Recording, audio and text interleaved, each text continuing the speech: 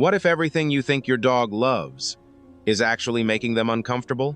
The head pats, the hugs, the quick little scratches when you walk past. You think those moments are bonding. You think that's love. But what if your dog doesn't feel the same way? What if every time you reach out, they're not enjoying it? They're just waiting for it to end? Look at your dog the next time you touch them. Not quickly, not casually. Really watch. Do they lean into you? Or do they go still? Do they move closer? Or do they freeze for just a second? Before relaxing again? That tiny pause, that moment where nothing happens, that's not calm. That's not comfort. That's hesitation. And hesitation means something is wrong. Because a dog that truly enjoys your touch doesn't hesitate. They seek it. They move toward it. They ask for more. But most dogs don't do that. Most dogs stay still. They tolerate. They endure. They wait. And because they don't complain, because they don't push you away, because they don't bite, you assume everything is fine. But it's not. Your dog has been trying to tell you the truth every single day through small signals, tiny reactions, subtle changes in their body, signals so quiet, most people never notice them, until one day, the dog stops trying to communicate at all. And when that happens, the problem isn't the dog. It's the way we've been touching them all along. Now imagine this. You're sitting alone, calm, comfortable, in your own space. And suddenly, someone walks up to you, without saying anything, and places their hand on your head. They press down slightly. Not hard, just enough for you to notice. Then, without warning, they wrap their arms around you, holding you in place. You didn't ask for it. You didn't expect it. And you can't easily move away. What do you feel? Do you relax? Or does your body tense? Just a little? Do your shoulders tighten? Does your breathing change? Do you wait for it to be over? Now, here's the uncomfortable truth. That's exactly what your dog experiences. Every time you reach over their head, every time you hug them, every time you touch them without asking. But here's what makes it worse. They don't react the way humans do. They don't say, stop. They don't push you away. They don't complain. So, from your perspective, everything seems fine. But from their perspective, they're stuck. And when a dog feels stuck, they have only two options. Endure it or escalate it. Most of the time, they choose to endure. They freeze. They stay still. They wait. And the more they do that, the more you believe they enjoy it. Until one day, they don't endure anymore. And that's when people say, I don't understand, my dog has never done that before. But the truth is, they've been trying to tell you for years. You just didn't know how to listen. Now let's talk about the one thing almost every dog owner does, without thinking, every single day, patting the top of the head. It feels harmless. It feels friendly. It feels like love. But to your dog, it doesn't feel like that at all. In their world, when something comes from above and presses down, it's not affection. It's pressure. It's control. It's a signal that says, I have power over you.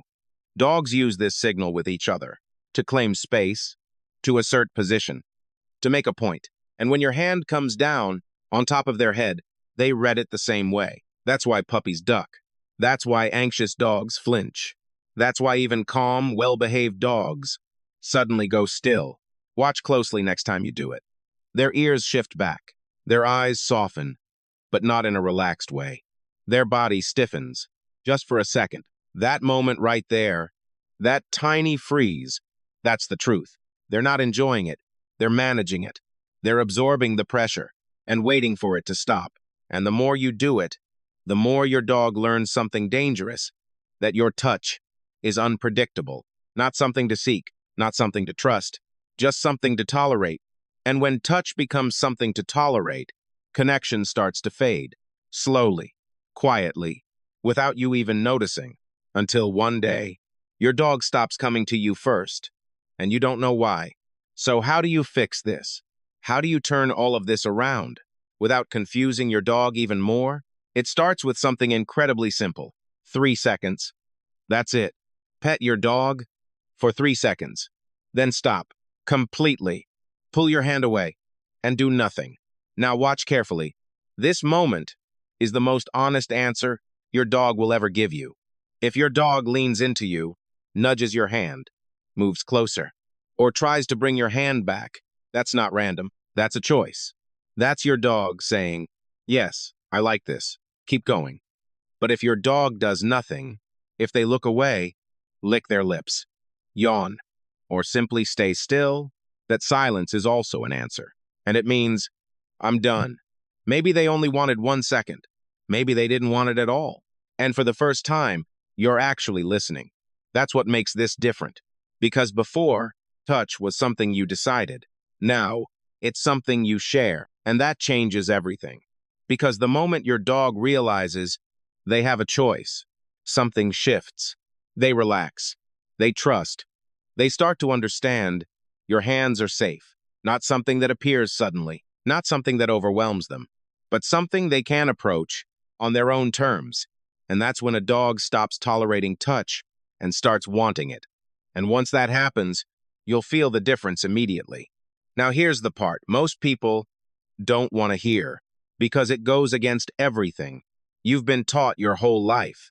Hugging your dog is not love. At least, not in their world. In human language, a hug means comfort, safety, connection, affection. But in dog language, wrapping limbs around another dog means something completely different. It's control, it's pressure, it's confrontation. When one dog places its body over another, it's not saying, I love you. It's saying, I have power here. So when you hug your dog, for a split second, their brain has to process that signal. Is this safe or is this a threat?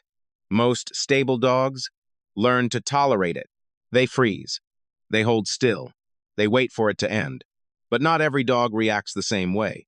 A stressed dog, a tired dog, or a dog on the wrong day might not tolerate it. And that's when things change. This is why so many dog bites happen. In normal homes, during normal moments, especially with children, a child hugs the dog tightly. The dog has no escape, no space, no choice. Their ears go back. Their body stiffens. Their eyes widen. They look away. They give warning after warning, but no one sees it. And when those warnings are ignored, the dog does the only thing left. They react. And suddenly people say, it happened out of nowhere.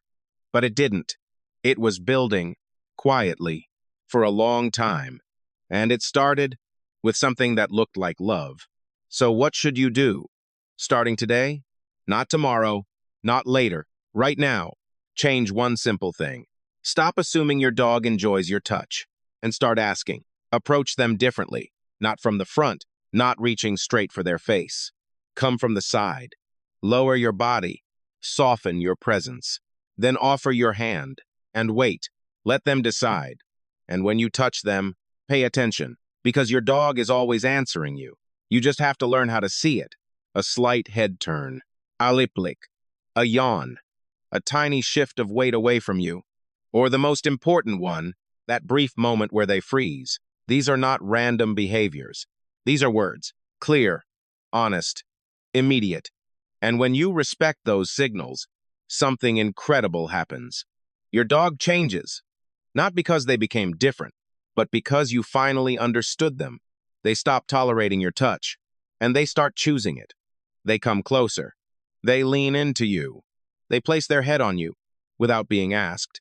They nudge your hand, asking for more. That's real connection.